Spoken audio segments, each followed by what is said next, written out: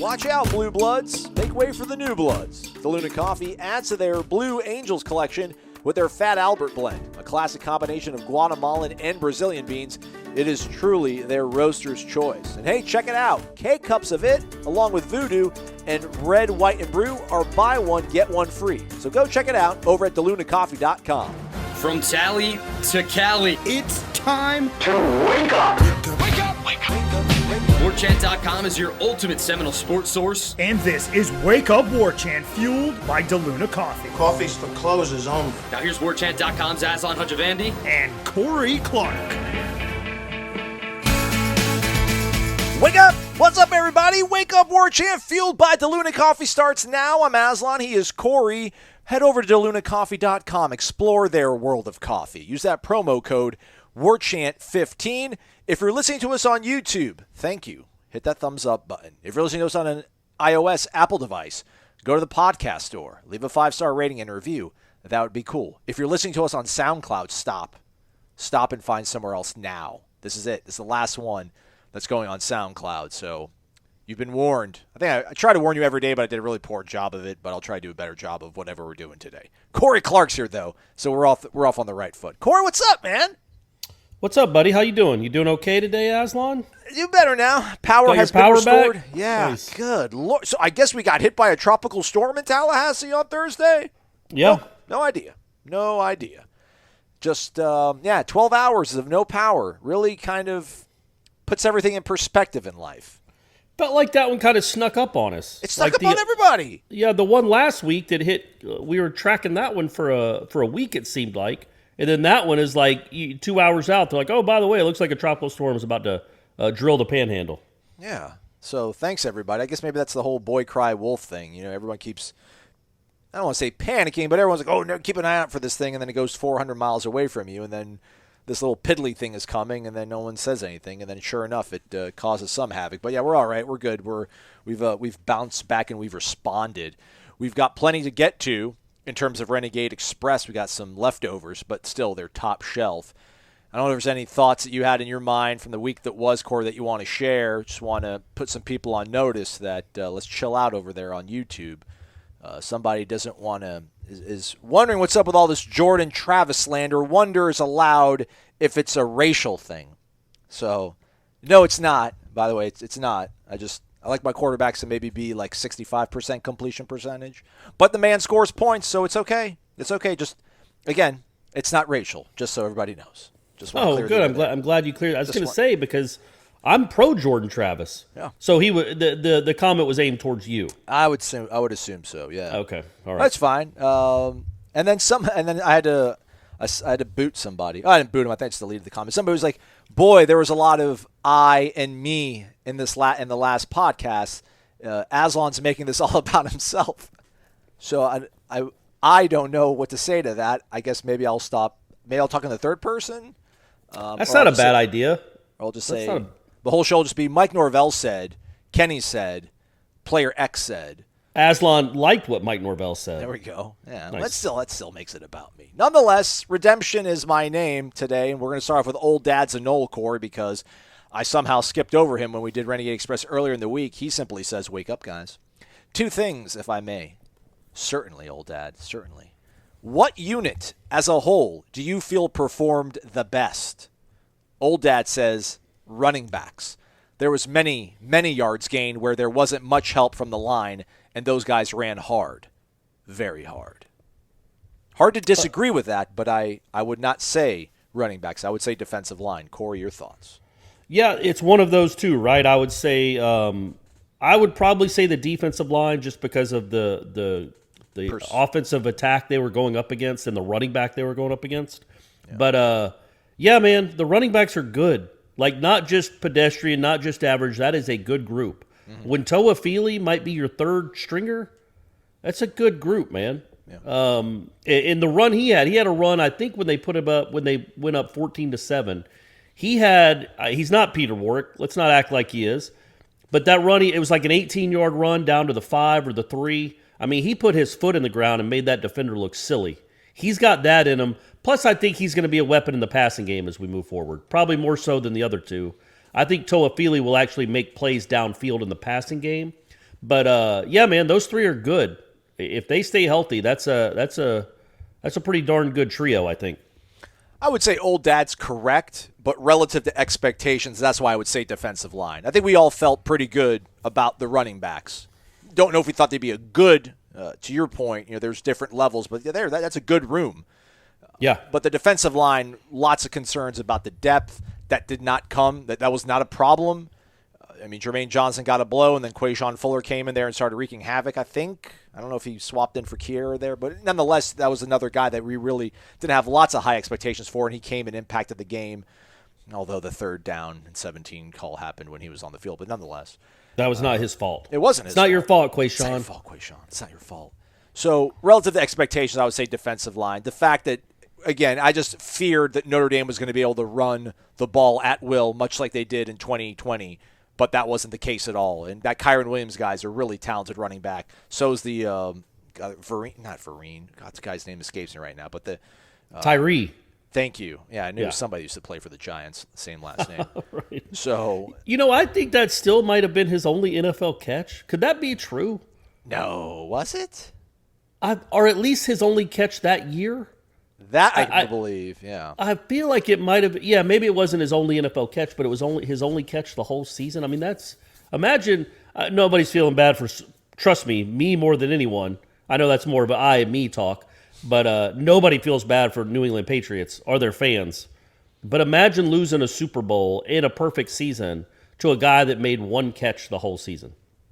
Like Christian Green. Like it would have been Christian Green that caught the touchdown against Auburn. Like you just lost the national title game, Christian Green. Or not even that, like Giorgio Newberry.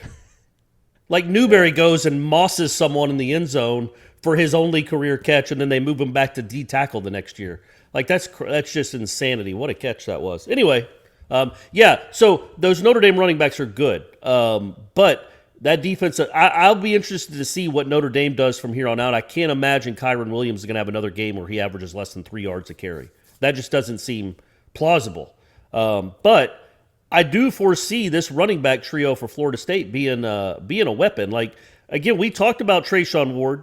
You guys heard us talk about him. We had told you what he was doing, but he's still got the stigma of former walk-on, hasn't played in 3 years really, only had one real opportunity in the Sun Bowl back 2 years ago. So I know there was skepticism, and he had never done it in a game like that, when it mattered like that.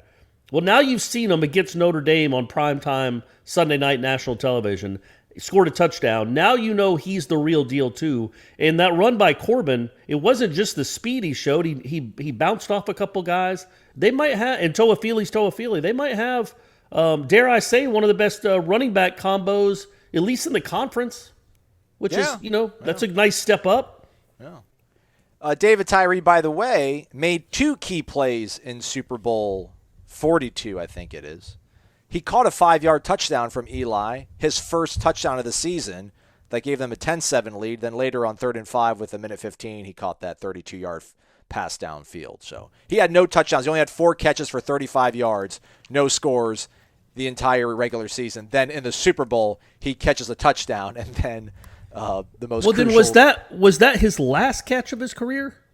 No. Yes, because he didn't play in 2008 because of his knee, and then with the Ravens, he played in 10 games and did not catch a single pass. Yes. Okay. So that's crazy, right? Yeah. Way to make it count, though. He had 5 catches. The last one was like maybe the most famous catch in Super Bowl history. Yeah. All right, second from old Dads and Noel. Second is to be good again. Teams follow up that effort with another like effort. So how does this staff get the team to play at that level Saturday against a bad JSU team?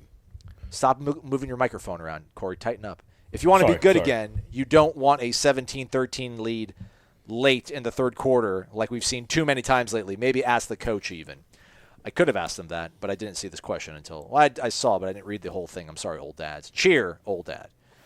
Yeah, I think all of us picked a big Florida State romp in our game predictions that Austin Cox has got up on warchant.com right now. So, listen, he coached them hard. Like last I saw them was on Wednesday. They did practice Thursday. They're also going to practice Friday as you're listening to this. Probably walk through. That's all been closed to the media.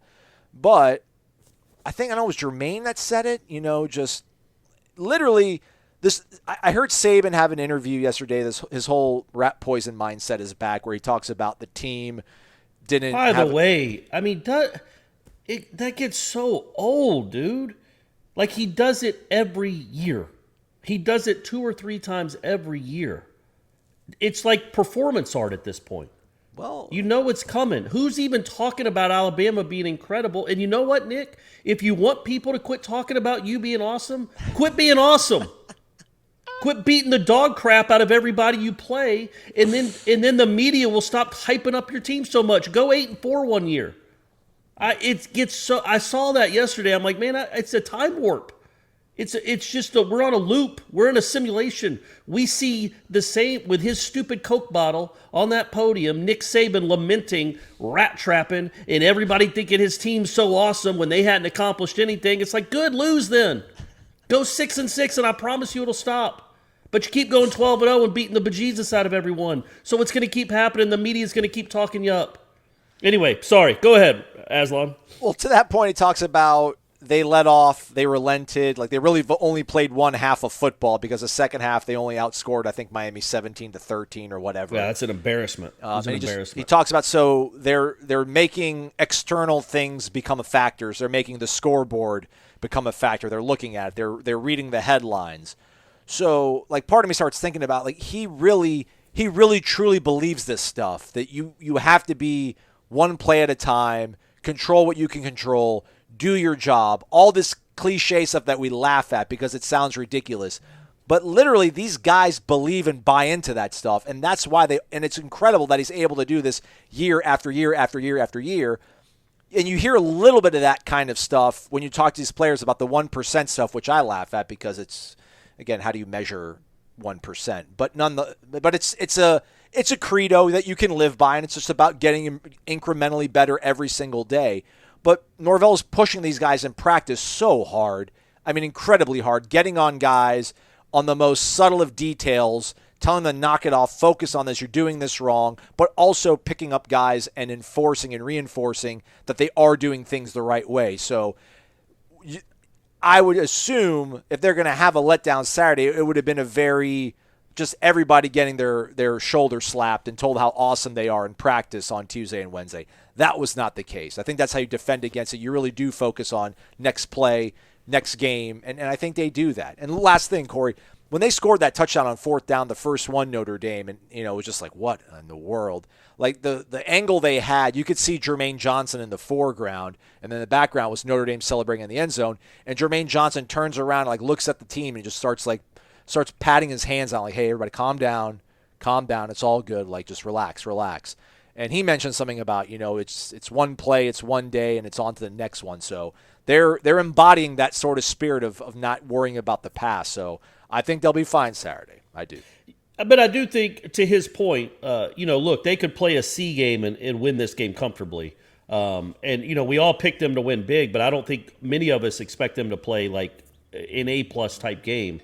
I just, again, think it would be a really good sign if they did. If they played, because it's, against a team like this, it is about yourself. They say that all the time, but it really is about yourself and what kind of pride you have. And if you're going to beat the dude in front of you, and if it matters to you, and if you're not looking at the scoreboard. Like I just gave Saban that grief because he does it every year. And it's just, it's so planned and predictable and just mind-numbing. But he knows his team's going to win 11 or 12 games this year. It's just what they do. They could just care about the scoreboard. It doesn't matter. It just doesn't matter. They're too good, Nick. But with this team, I am really genuinely interested in how they come out. If they go through the motions, that's not a great sign. It doesn't mean they can't beat Wake. It doesn't mean they can't win 8 or 9 games this year. But I won't feel as good about them as I would if they came out and just put their foot on their neck. Because that's what they should do. That's what it shouldn't matter that it's not Notre Dame and there's not 75,000 people in the stands. You should still be playing because you still should want to dominate the guy in front of you. So I want to see that mindset, and it brings me to something that it should be on the site, I think, when people are listening to this. I wrote a column about the Kalen DeLoach play on the woeful screen defense. I mean, you're making him out to sound like Telvin Smith. Let's calm down with this, Corey. So, no, I'm not. In this instance, I'm making him out to be like LaMarcus Joyner. So the play I always go back to better. when I think about LaMarcus Joyner and that team, but more specifically probably Joyner, was that play he made against Idaho. So the play in the game that Florida State won in 2013 against Idaho, you guys have heard me talk about this before. The final was 81-14. Idaho was the worst team in the country, literally. Florida State was the best team in the country and was playing Florida the next week and was 10-0, number one, blah, blah, blah. LaMarcus Joyner comes on a blitz against Idaho. They hit a screen pass. LaMarcus Joyner comes and tries to tackle the guy around midfield, falls down, gets back up, tackles him again 25, 30 yards downfield. In a game, his team won by 67 points. That, to me, tells you everything you'll ever need to know about LaMarcus Joyner. Well, Kalen DeLoach had a similar type play. The difference being, it was against Notre Dame, and it was a close game, and it mattered. But you can't tell me that those kind of effort plays. Kalen DeLoach comes on the blitz. He's probably 25, 20 yards behind Kyron Williams when the play really starts on that screen pass. But he busts his butt and races 60 yards downfield at top speed and ends up tackling him and keeping him out of the end zone. And they end up getting a third down, but then Kyron Williams out-duels Steven Dix and scores. But the point being, that's a good sign, right? Like, that's not something we've seen a lot out of Florida State over the years, at least the last few years, is that kind of effort on a play like that, when it wasn't his fault. That's not his guy. He did his job. He blitzed. It was a terrible call. Throw up your hands. Hopefully the cornerback will tackle him. No, he went down and made that play. That's the kind of stuff you want to see in a game like this. Are you still going to give that kind of effort when it's not Notre Dame? Because if you do, that's a really good sign moving forward, I think. If you go through the motions, you still got some of that in you, and you're trying to get all of that out of you. And that's what Norvell has been trying to do for a year and a half now. Did you notice all that in real time? I did. Play? I noticed I watched him chasing him down because I thought he was going to strip him. Like, he ran he had a good angle to it, and yes. I think he tried, and he didn't get the ball. But I did notice that in real time, the effort he got to get back into the play. I don't think I remember the Akeem Dent play that Fuller brought up as well, where Akeem Dent missed that tackle on the tight end, but then hopped back up because he went to the ground too, hopped back up and went and made the play downfield. Those are plays that matter, man, and those are plays that Adam Fuller showed his team on Tuesday film review about this is what we're trying to do every play. No, it's a terrible call. Kalen DeLoach still gave everything he had. Akeem Dent made a horrible tackle attempt in the open field. He still got up and gave everything he had. That's the kind of stuff that has to permeate this team. That's what makes a team easy to cheer for and root for. And that's what, that's part of the things that have been missing here recently. When it comes to salads, the fresher, the better. That's why at Zaxby's, we don't make your salad until you order it. Try our brand new Southwest salad with fire-roasted corn, juicy tomatoes, crispy Santa Fe tortilla strips, and our new Southwest ranch dressing. It's big enough to fill you up without weighing you down. The new Southwest salad. Get it fresh, get it customized, get it made to order. For a limited time, only at your neighborhood Zaxby's. And don't forget to listen in for the Zaxby's indescribably good Player of the Week every Monday on Wake Up Warchant. Moving along, T-Money Noles. Wake up! What a weekend! The tailgating, hanging with my friends, family, and then the incredible atmosphere in Doak, and great effort on Sunday night. It felt so good for all of us to be back. My question, what was the biggest surprise in terms of play by a position group or individual player? For me, it was the defensive line, Ward, Douglas, Brownlee, and Dent. P.S. Corey, thanks for saving my life when I inadvertently called Stephanie Shannon at 51. I had a little too much to drink and glad she didn't hear it. You went to Madison 51? Hey, man, look. Party animal. By the way, she is the best and always says hi to me and remembers me. Cheers. Go Noles. Yes, she is the best, and I'm glad she did not hear that. We went out there. We was actually to hang out with Shane and Michelle for a little bit. Nice. Little too crowded for my taste, but they have those garage doors, and one of them was closed, and I'm like, you know what? It's a little too crowded in here, and I just went and lifted it up. Nice. By myself. I didn't ask for anyone. I'm like, you know what? This is crazy. It's here. I'm lifting this thing up, and felt a lot better after that. It's I'm glad she didn't hear that. But that's a funny story. I don't remember if I told you this. When did you? This Sunday? Saturday. Oh, okay. Yeah, after corner pocket. Oh, man, you guys got after it. Dude, Well, I was done after corner pocket. Everybody, Yeah. shout out to Scooter. I forgot to shout out Scooter. I think his name is Shane too, or no, maybe it's Steve. Scooter, I'm sorry. Scooter kept feeding me White Claws. Thank you, man. That was a good time. Nice. Yeah. Nice. So I can't remember if I told this story on this show about when we were at the Panama City baseball tournament, Shanna and Stephanie and I accidentally called Shanna Babe. Oh, no, you didn't. Oh, So I was like, "Hey, babe, can you pick that up?" And Brady heard it. And he's like, "Did you just call her babe?" Oh. But then he goes, "Are we getting the band back together? Yeah! Is the band getting back together? Let's go." But he did it as a joke, obviously. But yeah, that was really funny. He's like, "You just called her babe. Are we getting the band back together?" Man. So that was was really funny. So I told that story for the next 2 weeks. But yeah, that question is more like that's like the previous one. Like I think our answers remain the same. The running backs are probably Corbin. They're all a little bit better than I thought. Group is a little bit better than I thought they'd Corbin's be. much better than I thought. I thought Corbin was just going to be one-trick pony, like 3rd and 1, 3rd and 2 guy, 4th and 1, which you need that.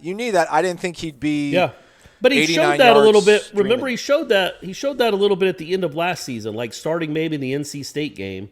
He had a couple long runs in that one, I think, showed some wiggle and burst. Yeah. And we all want to show wiggle and burst at some point in our lives. All aspects of life. Yeah, in all aspects. And then, I don't know that I would have expected that a 90-yard run, but man, he looked, and he's still the tough kid that can get the 4th and 1 carry and get you a yard and a half or 2 yards. That's he's a weapon, man. Keep him healthy. Keep Ward and Toafili healthy. You got a nice trio back there. Don't want to get carried away and open up fresh scars or what have you, fresh wounds.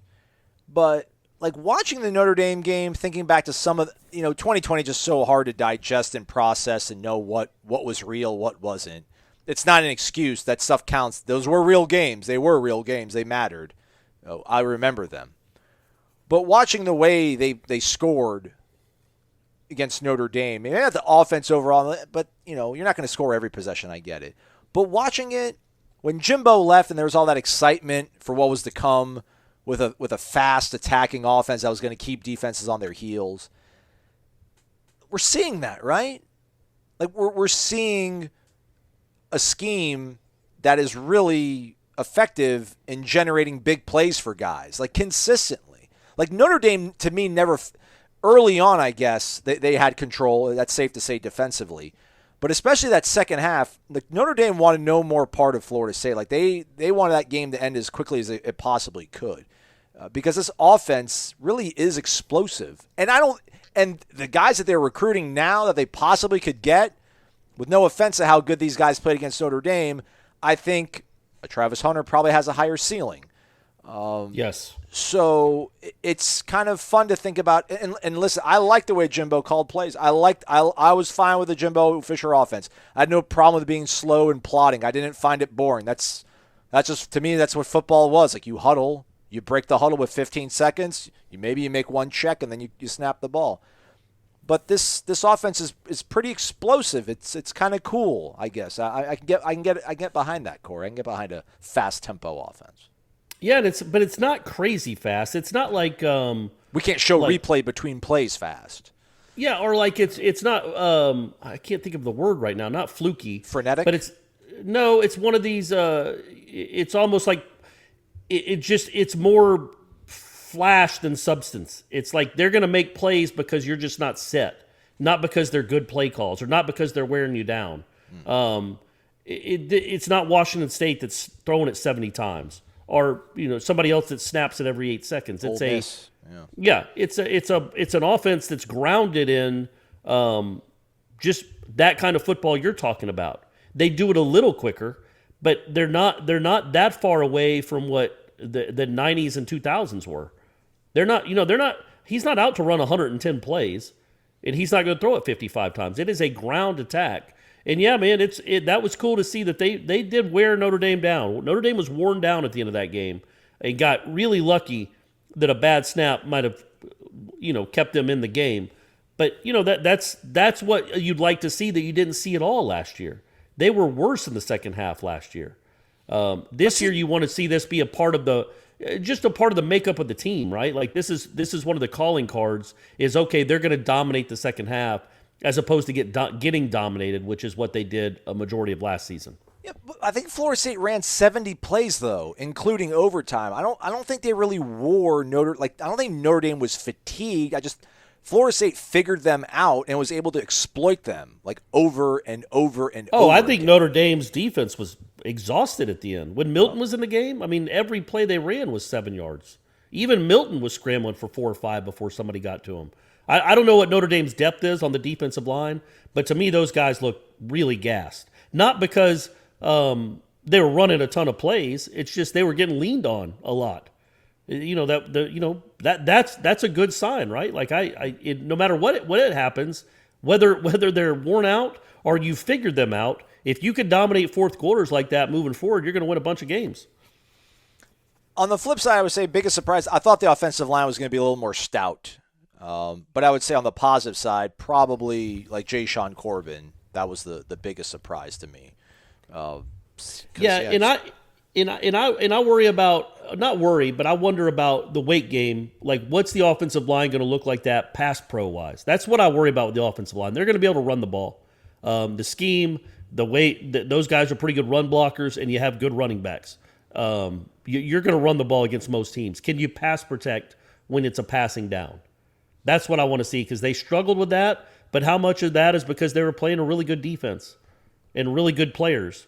And how much of that is just they're not good at it? Because I think Wake and Louisville will show us a lot about how this team is going to pass protect. Was it just, did they struggle because it was Notre Dame, or did they struggle because they're not very good at it? Yeah, it's crazy. Like looking at those grades, I think Dante was a 70 pass blocking, but only a 40 run blocking. He only played 28 snaps. I don't know if he's like a solution if they get into a shootout where they're going to have to throw the ball more. But, that offensive line, they're going to get better. So I'm not panicked about that at all. Although I do wonder what's going to happen if Bavion ends up holding down the center spot. I'm trying to go back and look at this real quick here. Maurice only played 25 snaps.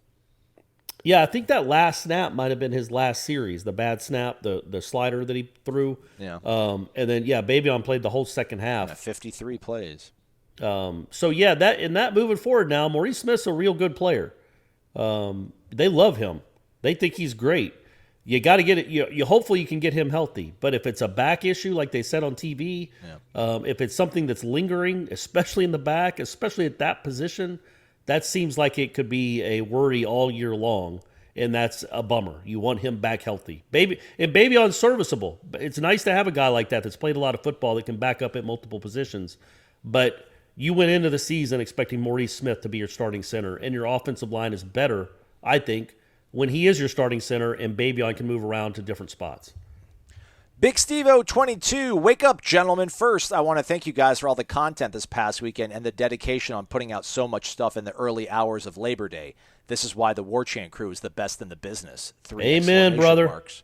Amen. Yeah, I was almost going to gripe, but then I remember Shane threw $200 at us the other night. Thank you, Shane. Kirknell.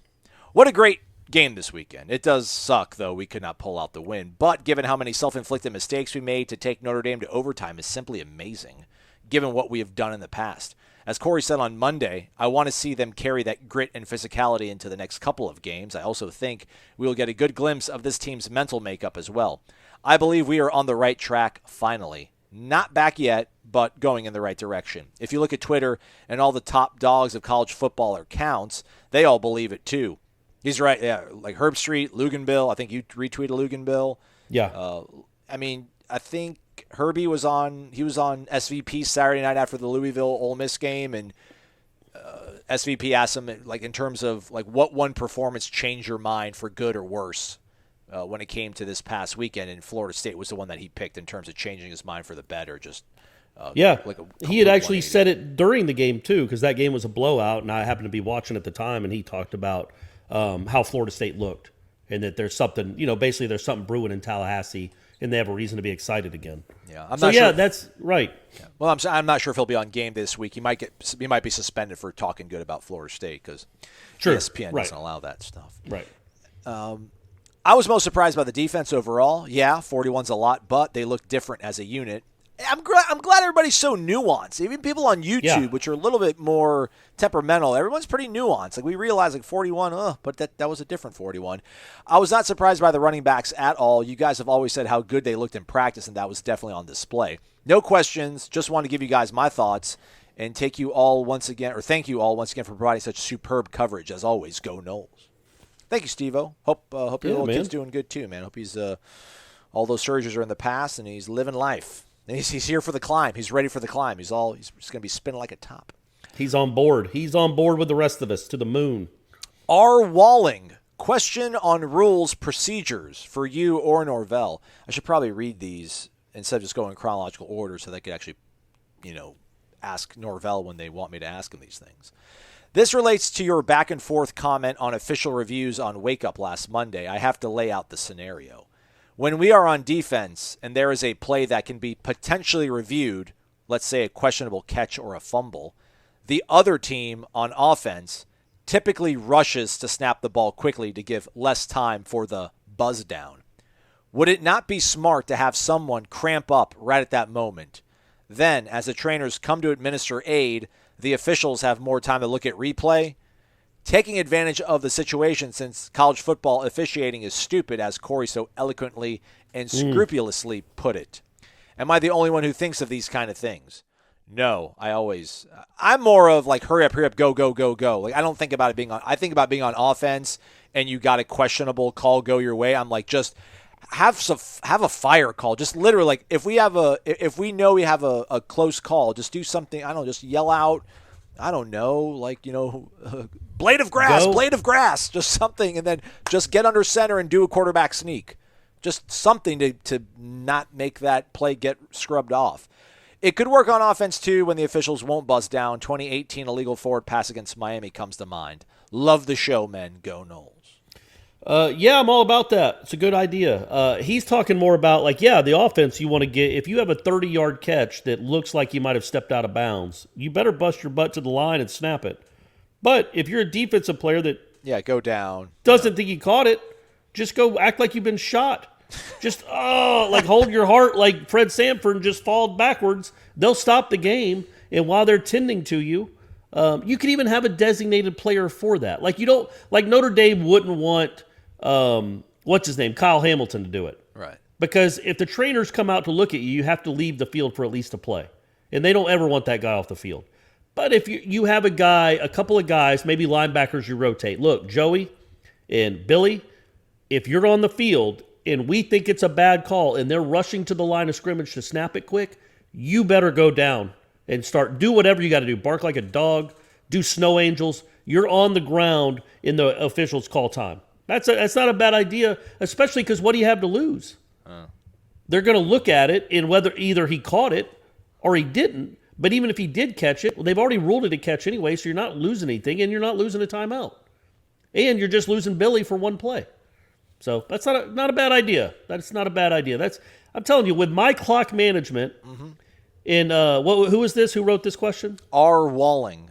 And old Wall Dog, thinking about things like that outside the box, I feel like we charge $250,000 between us. And any team in the country would be lucky to have us. Just game management consultant. Yeah. Put that on business card. Billy to go down. Tell Billy to go down. That's easy. That's all. That's his whole job. Tell Billy to go down, and you don't have to challenge it. What's going to be your call though? Like Oswald, or Hey man, too soon. Way too soon. Okay. Archduke Franz Ferdinand. Ferdinand. Yeah. As I continue my crusade for a voice for the voiceless, I do remember you tweeting your disdain, not your disdain, but just your verbal eye roll when I think Travis threw something in the grass that was clearly an incomplete pass, but they let it play out, and then Notre Dame scooped it up and ran it back for a touchdown. And it was obviously an incomplete pass, but they allowed it to happen. And there was a lot of people on Twitter that were like, I can't believe they did this. It's so obvious. It's like, well, that's they should do it that way, though. Because if they blew it I think you're confusing me with Ira. Was it Ira? I'm sorry. I apologize. Yeah. Because I get it. No, because you're like, this should be the quickest review in the history of mankind. Oh, well, it should have, because we saw it and his knee was down and it was a forward pass. His knee was down. But, and it wasn't quick enough, but it was quick. But no, Ira was like, there you go. There's Jeff Flanagan for you. Yeah, you're right. Ira. And I'm like, well, buddy, I'm like, man, you'd rather him err on that side because they review all turnovers anyway. So how many times have we seen the Jaguars didn't go to a Super Bowl? The Patriots got to win another Super Bowl because some dumb referee blew his whistle instead of letting the play out for no reason. And it was a scoop and score and a touchdown. And instead, they we blew the play dead. Sorry, guys. Our fault. Our bad. There was no reason to blow it dead. Let it play out. If there's any question at all, let it play out. They'll get it right. Parker L. Cid 02. Wake up, gents. First-time poster, long-time listener. This is Jason Parker. Oh, all right. There he is. That's our guy. New pillar. He's trying. He's rushing right now. He hasn't been offered a bid. The books haven't opened, but he's rushing right now. He's rushing Sigma Pillar Warchant. This is Jason Parker. I was born and raised in Charleston, South Carolina. I currently live in Columbia, South Carolina. Famous people from Charleston include Stephen Colbert. Is it really Colbert or is it Colbert? And he just did Colbert as a joke and it just stuck on. That's me. He changed it. He was Colbert growing up, I think, and then he changed it before he got famous. Okay. Like he might have changed it when he went to college. I think because I remember him on Bill O'Reilly and Bill O'Reilly making fun of him. Like, you used to be Stevie Colbert. What happened? Why Colbert? And he's like, well, actually, the original pronunciation is Colbert, and we changed it to Colbert because we lived in South Carolina, but I went and changed it back. Whatever. Did you know, though, that he lost his dad and at least one sibling in a plane crash? I did not know that. No. Back when he was a kid, yeah. Was it the Pan Am flight, or was it just a plane crash? It wasn't like something that was shot down by a terrorist, was it? No, it was just back in the 70s, man. It seemed like there was one or two a year. It was just a plane crash, a commercial airliner crash, and his dad and one of his siblings was on, or maybe it was his mom. I think it was his dad though. When he was like in elementary school. Little Stephen Colbert trivia for you. Other famous folks from Charleston include the band Hootie and the Blowfish. There you go, my man. All right. Darius Rucker. That poor guy just cranks out all these great country songs, but they just won't embrace him. He should be like the number one grossing country artist, but he's not. I digress. Or is he not? I thought he was a huge country music act. No, he doesn't get. No, he's not Jason Aldean or Really? How do you know? McGiddy. I think he is. I think he's pretty darn. He's had a great second act. Like he's crazy rich. And it's not just from those Hootie albums. Yeah, I'm tangled up in blue. I can kill Darius Rucker too. I could tell, man. That was great. We need to go karaoke. Famous people from Columbia include the Florida State greats Peter and Michael Boulware. To answer your question from the live chat last week, my avatar was taken from a picture of me and my oldest daughter in my backyard before a daddy-daughter dance. So it wasn't a wedding photo with his bride cropped out. No real question. I just wanted to thank you for making my drive to work bearable. I am really excited about the direction I believe this program is going. As always, go Noles. Ask questions. Stop thanking us for doing our job, everybody. No. Don't listen to Aslan. Thank us all you want. It's great, and we do appreciate it. We really do. It's awesome. Thank you so much, everybody. For real. It's great. This job is awesome, and you guys are thanking me for being able to have an awesome job. So I can't ask for more. With the NFL kicking off last night, we are nearly full throttle into football season, but we're not because there hasn't been a Tuesday night MAC game. But there's plenty of options to win over at mybookie.ag. Be sure to use the promo code WARCHANT when you're making your first deposit at mybookie.ag. They will then match that deposit if you use the promo code WARCHANT. Do their Survivor pool. It's only $10, and you can win $100,000. It's an NFL Survivor pool. Basically, you simply pick one winner each week. And if you're the last guy standing, you'll win $100,000.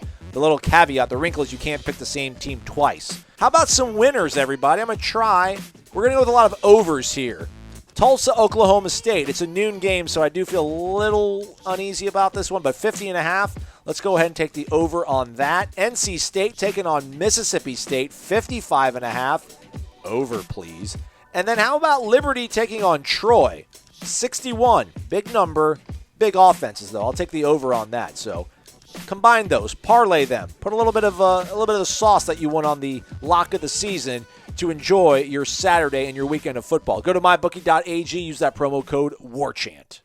Random_John says, good morning, Aslan and Corey. As I understand it, Jordan Travis had a great season of practice. Now that we have seen great practice for him does not translate to great play, is it time to begin a move away from him as quarterback? I understand he has had 6 games. A lot of quarterbacks have had 6 games and do not seemingly have to always rely on botched offensive plays that turn into scrambles and made-up plays on the fly. Sure, his 28 points on the board are 28 points. Running around like that could have easily buried FSU as well. The podcast from the 7th, which that would have been Tuesday's show, Corey seemed pretty stoked at Travis getting to 28 without really talking about how inconsistent and unsustainable and potentially dangerous to the health of our offense. Moving forward, do we go with unsustainable flashes of Travis or sustainable consistency in Milton at quarterback? Great first game. Thank you, Warchant staffers, for all you have put out there for us. Man, is random_John my burner account? Let's discuss.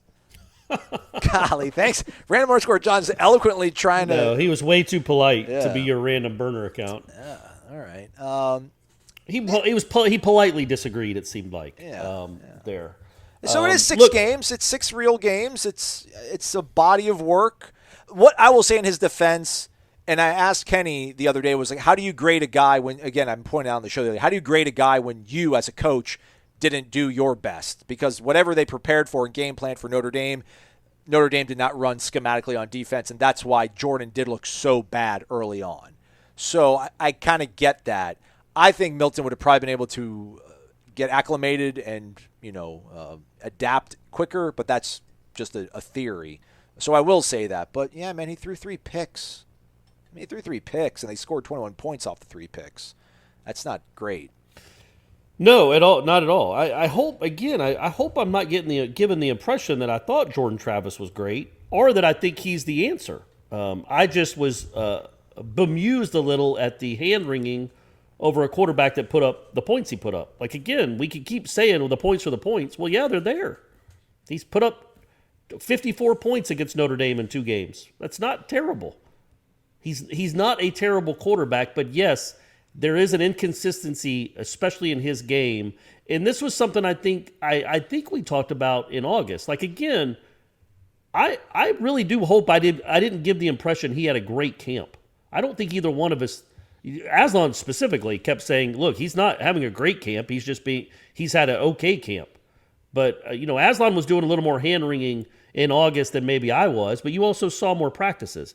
But one thing I brought up, I think I brought up on the show, I hope I did, was you still didn't see the drop back, plant, throw a lot. It didn't seem to be always on time with him. He was still making good throws and making good plays, but it didn't look to be in the rhythm that you would want. And that's the stuff that has to come. And maybe it doesn't come. But again, he's 1 game into his second year as a starting quarterback, and he put up 28 points on him. He did. But I compared him to Javi Baez. That might be who he is. He might be a guy that hits 35 home runs and strikes out 200 times. He still ends up being a productive offensive player. It's just not in the way that you want to see the position played necessarily. Like, he's going to do it a little different than, name someone, Justin Herbert. It looks a little different. But if he can keep putting up points, well, he's putting up points. And, I don't think Dillingham's I don't think that's like coach speak to say, look, he put up 28 points. The reason Corbin has a 90-yard run is because of what they're doing because of Jordan Travis. Like, this is the element he brings, even if he's not keeping the ball. That stuff does matter too, and it does open up some things. So, again, I think let's see how Milton looks this week and next week, because I assume he'll play both weeks, and then we'll go from there, right? That seems fair. Let's just go from there. Let's get through Wake Forest and see what's what, who looks better. Hopefully they get equal amount of reps or close to it on Saturday, and maybe we'll have more of a basis to form, okay, Milton has to play. He has to play. He's too good not to play. He's doing incredible things. Or was that just 2 series late in the game? Do we think it's almost more important to play the whole cat and mouse thing of who our starting quarterback is going to be for the Wake Forest game than it was against Notre Dame? It sure seemed like Notre Dame was preparing for Travis, right? Yes. And also they had 9 months to prepare for both. Now Wake Forest, you know what I mean? So they might have 1 week of August just did all their Travis install, and then the next week of August they're like, okay, this is how we play Milton. This is how we play if we think you're going to throw more than run. But it was more important to install the Travis. Like, I would assume when Milton comes in to play quarterback against any of these teams, he'll be going up against a base defense. What they typically play, period. He's not a normal quarterback. I'm not saying that, but you probably play your typical defense against him. He's not somebody that alters how you play.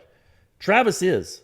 So, Wake Forest is going to have to prepare for Jordan Travis, and that isn't the same as preparing for a normal quarterback. So, yeah, I think the cat and mouse game will definitely be intact for Wake Forest, and they should do whatever they need to do to make it look like Milton is going to play a lot. Whether he does or not, make it look like he's going to, or that Jordan Travis is going to play a lot.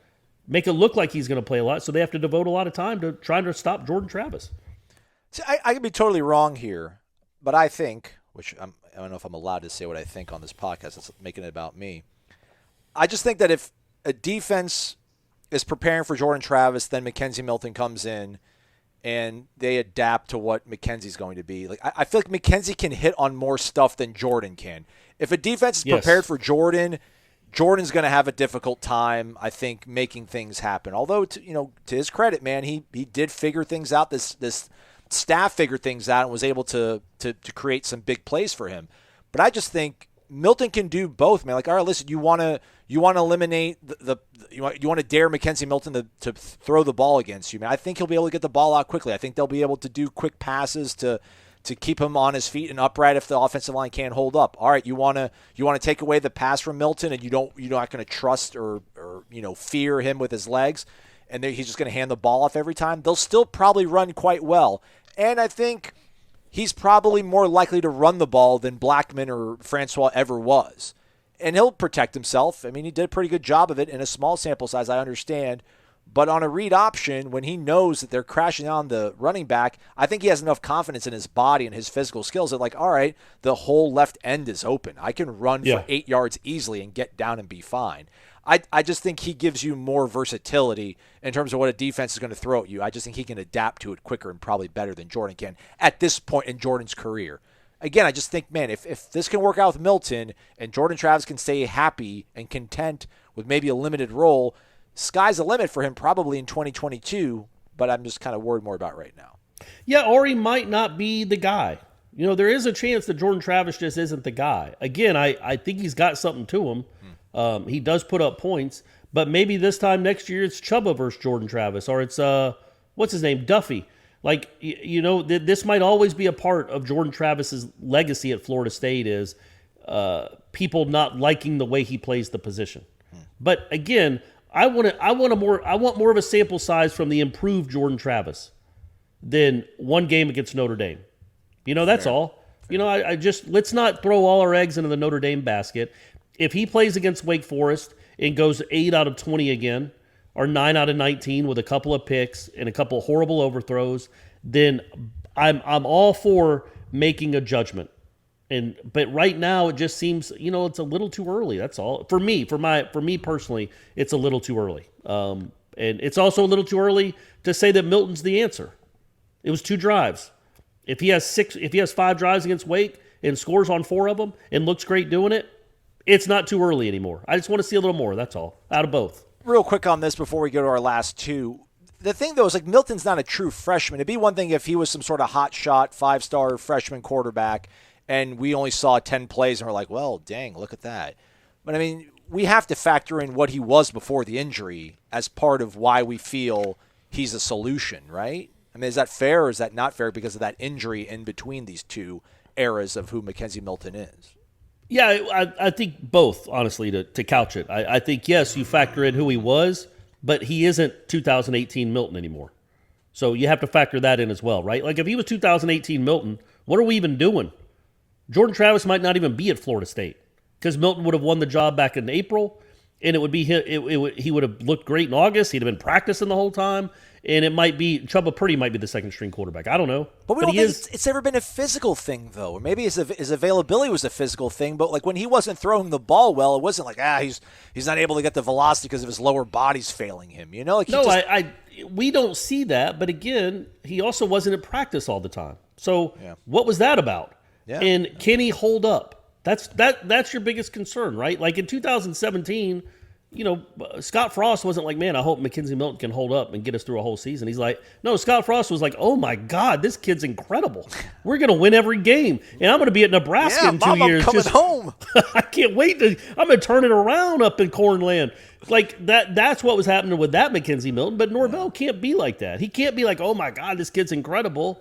He has seen in the last 9 months that it's still a process health-wise. Yeah. And it's an awesome story, but you got to make sure the kid's 100% healthy for a whole season, not just for, again, a few drives here and there. So, again, this week, he practiced, obviously, and I'm genuinely, again, it really is fascinating is the only word to describe it, how they use these two guys, and even this game. Like, normally you probably wouldn't be all that jazzed about a Jacksonville State game or interested, but I am. I want to see what their plan is with these two quarterbacks on Saturday, and I think that will tell us a lot about what their plan is for the rest of the year. Penultimate question of the day. Eskimo Randy, as a little bit of a Norvell skeptic after how the team looked last year, the Notre Dame game sold me on the big picture direction of this program. Same, bruh, same. We matched their physicality and intensity and kept ourselves in it, fully on board on the Norvell train now. Question for you guys. At what point does the intangible elements start to matter less and the details like dumb penalties, blown assignments, long stretches of stagnant offense start to be a cause of concern? Eskimo, Randy, you're on board. Now you're all pointing out these things as if these are endemic of his program and they've just been rearing their head all the time. What's a dumb penalty means like a fifth. I mean, the Brendan Gant thing was tough. Yeah, I don't blame. He was. I thought he started to make the tackle before the guy was even out of bounds. Even the telecast, anti-FSU telecast, was like, that was tough on him. They even said they didn't agree. Who was it? McElroy. Even McElroy was like, that shouldn't have been a penalty. I didn't see anything else that was dumb. Blown assignments is going to happen. That's their job. Like, I guess I'm not being rude, Eskimo Randy, but we realize the opposing defense is scheming stuff.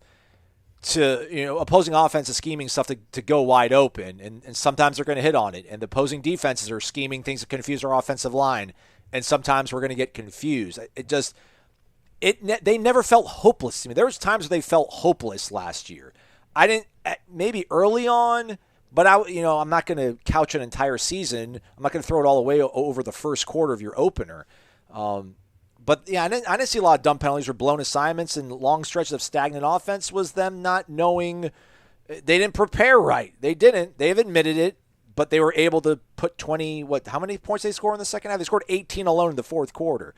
24. 24.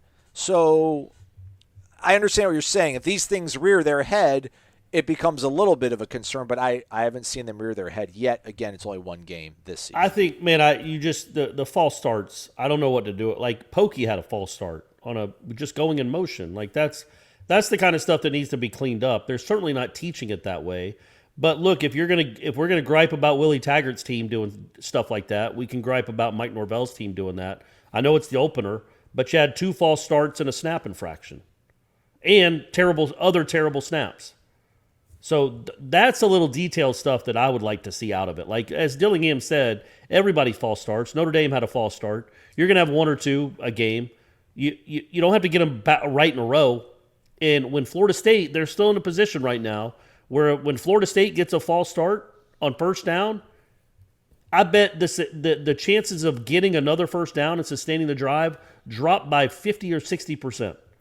Like, it is still tough right now for this offense to overcome a 5-yard penalty. This ain't the Jameis days or the Charlie Ward days. 5 yards is a lot to this offense right now. So cut it out. So there you go. There's my 2. But so other than that, though, other than the 2 false starts back to back and then the snap infraction, I don't know that I saw a lot of dumb penalties. I'm thinking about it now, And let's be honest. You guys want to be honest? Let's be honest. That should have been a roughing the kicker. Oh, absolutely. Yeah, you're right. If that happened to us, we would have been up in arms if we only got a 5-yard penalty. And that wasn't smart. Was it Jakai, I think, that did that? Yes. I mean, come on. That's crazy that was a... we lucked out on that one. That was...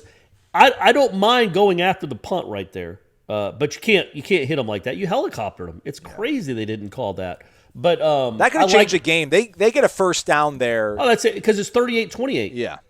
And you've gotten the stop. Now you're getting the ball at the 10, but you're trying to block a punt to change the game. I get it. I think it's worth the risk in that spot to go for it, because maybe at that time he's thinking, what are the odds we're going to go 90 yards against this defense? We had to do a miracle. Jordan had to have a miracle scramble throw to get our last touchdown. Let's go try to block a punt and change the game on special teams. I don't mind dialing it up right there, but you've got to be coached better to know you can't run into the kid. And if you're going to run into the kid, you better tip the dang ball. He did both. He pulled up. He didn't go after it, but he didn't pull up quick enough to not run into him. Yeah. So either go for it or don't. But yeah, they got very lucky there. That was not smart. Nothing about that was smart. But again, you hope that's the kind of stuff that cleans itself up over the course of a season. I would hope so. I would err on the side that it would. Last one, XEQ004. It's our guy Derek. He's an Omega man. Wake up! I passed through Tally on my way to Dallas on Saturday. Wow. So what, you coming from Jacksonville? Just stopped for gas, but the town had a buzz. Wish I could have made it to the get-together or the game, but I had 16 hours to travel. Thankfully, I made it to Dallas Saturday night in time to see Georgia finish off Clemson. Sounds like you, Corey, road warrior. 16 hours on the road, just walk in the park. That's how we roll. It's easy. Moral victories aside, I am really optimistic that we can make a legit run at 7 wins. I think each side of the ball has improved. I think each side of the ball has improvement it can make, and Mike Norvell will have them ready to play each week. I believe we are close to having the culture completely flipped. My question, this is for you, Corey. I should have talked to you about this in pre-production. Uh-oh, okay. Who had a similar defensive debut like Jermaine Johnson? I'm hoping the Coracle has a good comparison, as I am drawing a blank. You guys are the best. Go Noles. Well, and as I stall for you here, right, we should all remember that this is a new world we're living in with transfers. Florida State's had a transfer before, but I don't know if anybody of this stature to come in the modern age that had an impressive debut like this. I can't think of any true freshmen that had a great debut. I can't help you on this one, Corey. I wish I could, but anybody's defensive debut stand out in your mind, Corey, when you think back of all these great defenses, whether it's Mickey at the controls or Mickey at the controls, that just stood out to you first time as a Nole? All right, so I came up with one, right, but good. it's not fair for a variety of reasons. But as you pointed out, it's hard because they haven't had. I don't remember a transfer like this that played right away. You know what I mean? That played right away. That got the hype he did. That's a senior. That's been around college football for a while. It's different than a true freshman. And Florida State hasn't gotten a ton of, that I remember anyway, impact transfers on the defensive side of the ball. I was trying to think of a JUCO, right? Like Chauncey one of these JUCO kids, Marcus White. Nobody Harris. that really.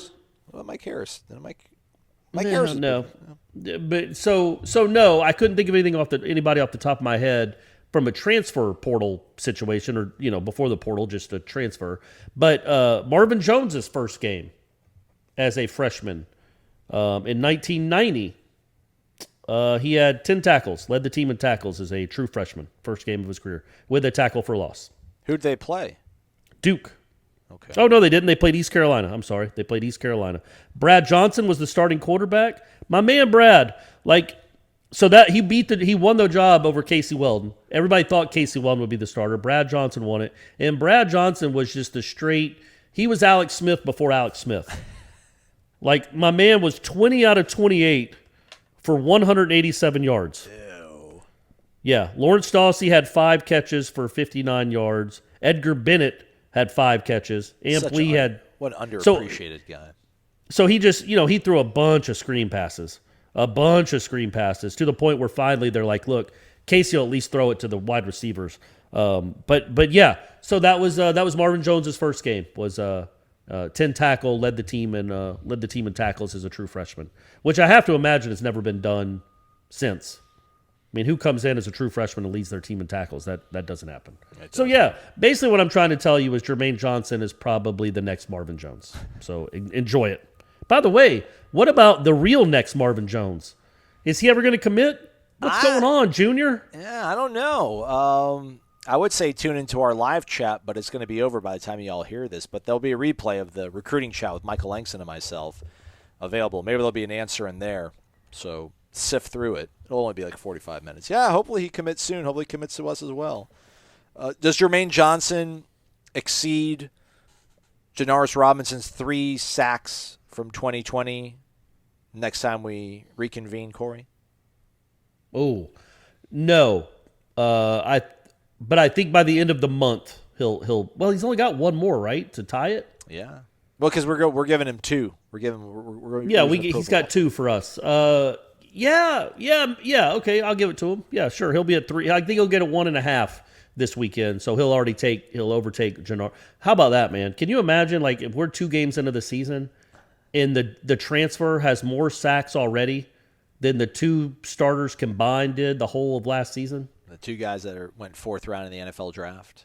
Yeah, I mean, so what is Jermaine Johnson going to be the first pick in the draft? Just if we extrapolate production versus draft value, he's going to be the first pick in the draft. Do we leave the defense out there and try to keep the shutout as long as possible? Or no. Okay. Nope. And so I brought up that NC State game before the 2013 game because of what they did. It was after Clemson, and they were up 35-0. But one of the other things I really liked about, and I tweeted about it at the time, guys, go look it up. It was 8 years ago. I'm sure it's easy to find. That I really liked about Jimbo in that game is, if you remember in the second half, they didn't do anything. Like, it was a struggle. Like, I think they got outscored like 17-7.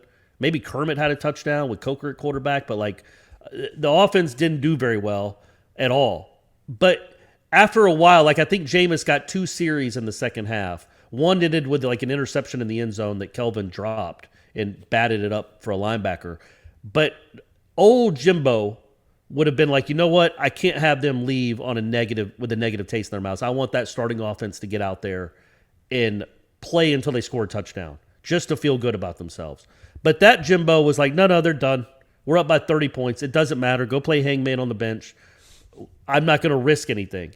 And I think that's what you do here. Like, as long as the starting defense plays well, and even if they don't, but you hope they do, you don't need to run them out there in a game that's already over. Get your young guys some reps, even if it means giving up more points than you want. Because I know Mickey used to do that. Well, Mickey had the luxury of having All-Americans at backups too. You don't here. So don't be running out your starting linemen late in the fourth quarter to preserve a shutout, or even anywhere near the fourth quarter if it's not a close game. Get them off the field. You got the biggest game of your career waiting for you next week, and you need to be as healthy as possible. Man, NC State had 17 consecutive points on us. Yeah. Yeah, but right, like, so what was the final of that game? 49-17? Look at you, yeah. So it was 35-0 after the first quarter. So they didn't finish real strong. They started out great, but they didn't finish real strong. And if you remember Jimbo in like 12 and 11, even in games they were blowing Duke out, he would have EJ throwing passes in the fourth quarter of like a 40-point game against Duke because he wanted the offense to finish strong. Well, he realized then it does not matter. This score does not matter at all. We have won the game. There's no need to risk anything. Let's just get some young guys some playing time. And I think that's the tact you have to take here, because you do have such a big game waiting for you the next week. And I know, guys, I hear myself talking. It's Wake Forest.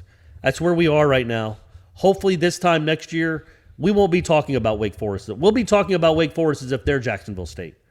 That's when the earth is back on its axis. But for now, Wake Forest is a very, very big game, and you need to be as healthy as possible for that one. Oh, man. Guess who led Florida State in tackles that day?